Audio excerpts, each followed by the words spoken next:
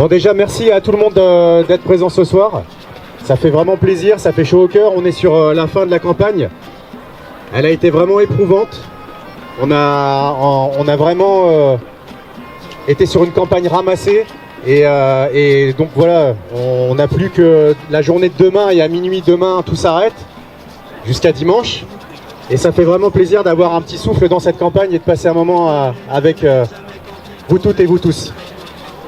Bon, bah vous l'avez vu, je ne vais pas vous le redire, mais il y a à manger et à boire. Et je vous ai écrit quelques mots, donc je vais vous lire tout ça.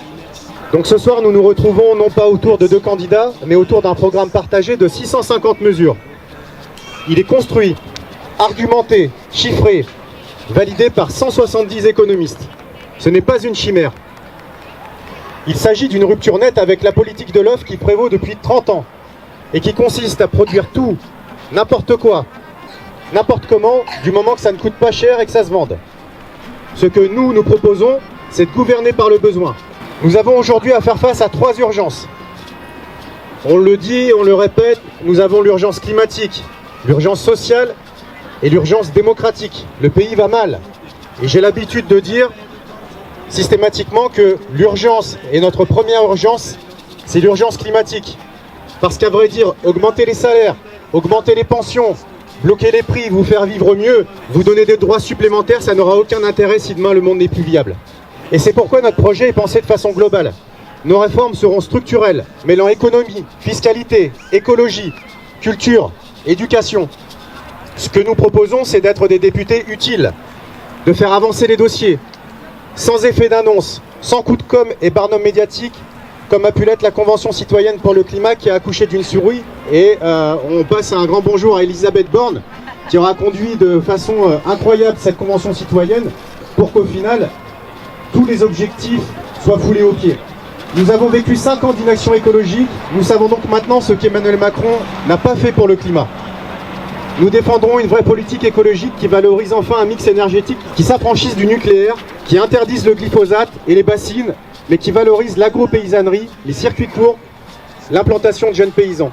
Ce que demain nous vous proposons, c'est de défendre une politique sociale qui n'oublie personne en chemin. Ni les plus précaires avec un SMIC à 1 500 €, ni les plus jeunes avec une allocation autonomie de 1 063 €, ni les plus âgés avec aucune retraite en dessous de 1 500 € pour les carrières pleines et aucune retraite de manière générale en dessous du seuil de pauvreté pour ceux qui n'auront pas eu une carrière pleine. On propose aussi que les EHPAD sortent du secteur marchand parce que clairement, la situation ne peut plus durer. On n'oubliera pas non plus les classes moyennes qui sont durement touchées depuis des années par un rabotage constant de leur niveau de vie. Nous bloquerons les prix, le prix des carburants et des produits de première nécessité. Pour les carburants, clairement, il n'est plus acceptable d'avoir à choisir entre mettre à manger sur la table et se déplacer pour aller travailler. Et dans la circonscription, les exemples sont nombreux. Parce que quand on habite à Secondigny et qu'on doit venir travailler à Niort, on sait ce que ça veut dire que devoir sacrifier une partie de ce qu'on met dans le caddie pour pouvoir aller embaucher tous les matins. Ça, c'est quelque chose qui n'est plus acceptable.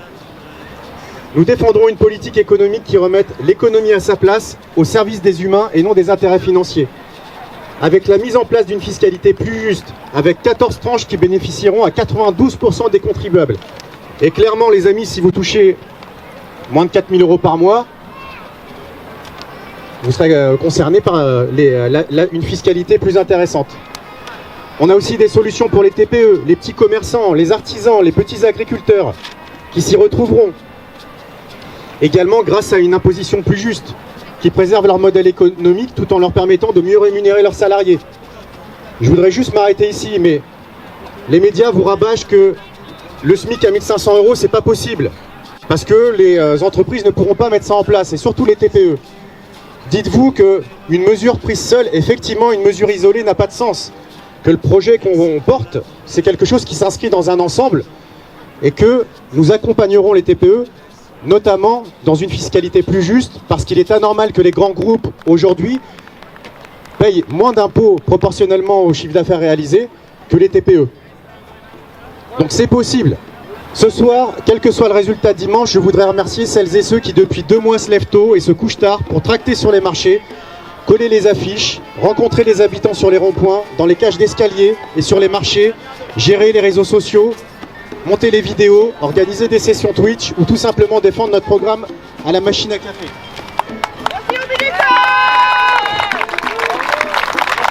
Vous pouvez vraiment vous applaudir parce que vous avez fait un travail de dingue. À vous toutes et tous, je voulais vous dire, en mon nom et en celui de Ludivine, que vous êtes formidables, vous êtes incroyables. C'est un honneur de vous représenter. Pour conclure, notre programme est clair. Il promeut la liberté, avec notamment le référendum d'initiative citoyenne, la 6ème République, le droit des minorités. Notre programme promeut aussi l'égalité, que ce soit devant l'impôt, l'égalité des chances, ou grâce en fait à une laïcité réaffirmée. Notre programme promeut la fraternité, une société qui sera apaisée contre celle que Macron nous propose à coups de matraque et de gaz lacrymogène. Dimanche soir, nous pouvons et nous allons gagner, pas pour affaiblir la République comme nos adversaires l'affirment, mais bien pour redonner vie à la promesse républicaine. Dimanche, ce que nous pouvons réaliser est immense. Par notre bulletin de vote, nous pouvons bousculer tant de certitudes, changer tant de destins. Nous ne sommes pas condamnés à subir, à souffrir et à regarder la planète s'abîmer. L'espoir est immense, à la hauteur de la campagne que nous avons réalisée. Et nous savons que nous sommes capables de le faire. Un autre monde est encore possible. À dimanche.